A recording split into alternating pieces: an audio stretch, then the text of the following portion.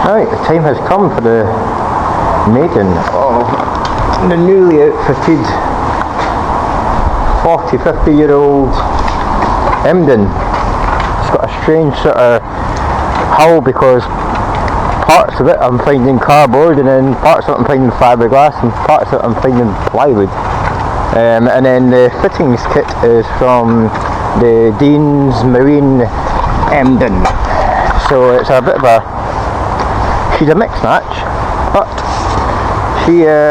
everything's working fine. I've got independent motor control, two 380 size brush motors, a standard high torque servo on the rudder.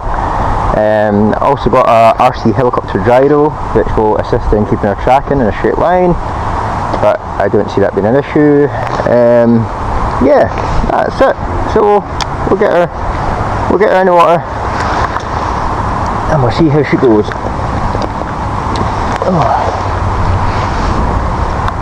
It's a bit windy today, it's raining, but she's a bit. And the water's quite a long way down. Oh, she floats. And there she's away.